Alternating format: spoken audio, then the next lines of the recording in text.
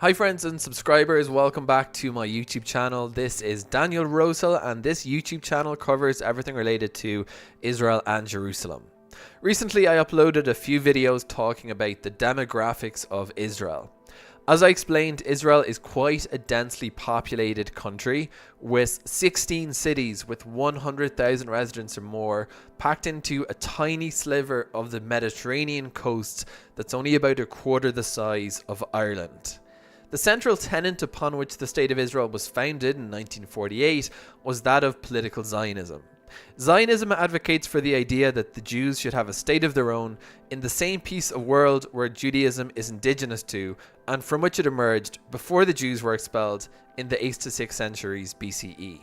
As I explained in a recent video, despite Israel having recently celebrated its 75th birthday, the majority of Jews in the world actually do not live in Israel, although the numbers are now getting close to being a 50-50 split.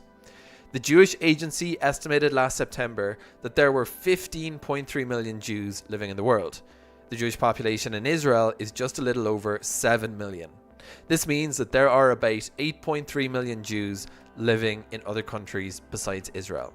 The US really eclipses all other countries in terms of its Jewish diaspora population, with about 5.7 million Jews.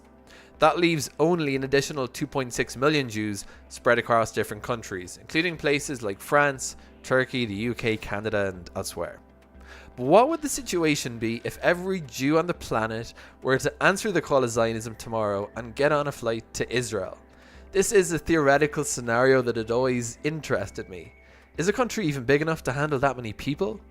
If all Jews moved to Israel tomorrow, then the population of the country would expand from its current population, which on the eve of 2023 was estimated to be 9.65 million residents, which of course also includes a large Israeli Arab population as well as other minorities.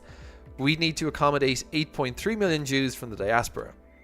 Adding these two figures together would yield a population of 17.95 million. For the purpose of simplicity, let's round that up to 18 million. Remember, of course, that we're also not only looking at whether this population would be feasible now. This says nothing about what effect natural growth would have on the ability of the country to contain this population. To calculate what the population density would be in this scenario, we need to divide that population figure by the land area of Israel, which is 22,145 square kilometers. Note that this figure includes the West Bank or Judea and Samaria, East Jerusalem and the Golan Heights. If Israel were to concede any of these territories, the land area would be smaller and the population density would therefore be higher. But let's take this figure. Dividing the population by the land area would yield a population density of 848.9 inhabitants per square kilometer, which is roughly double Israel's current population density of about 400 persons per square kilometer.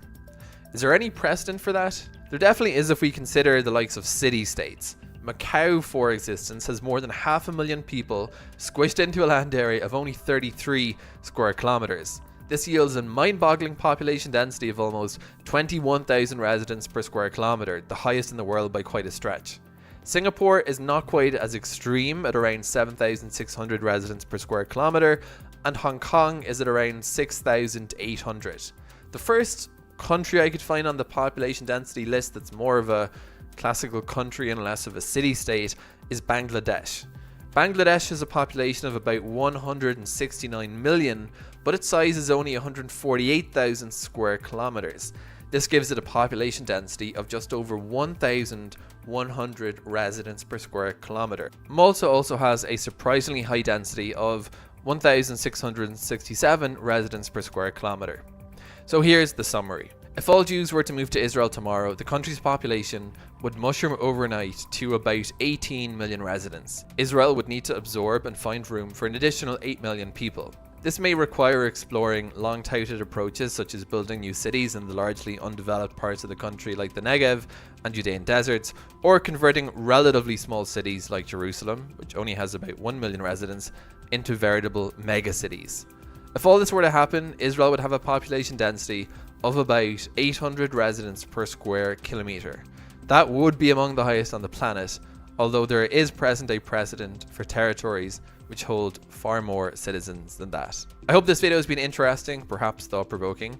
If you have thoughts, I'd love to hear them in the comments. Until next time.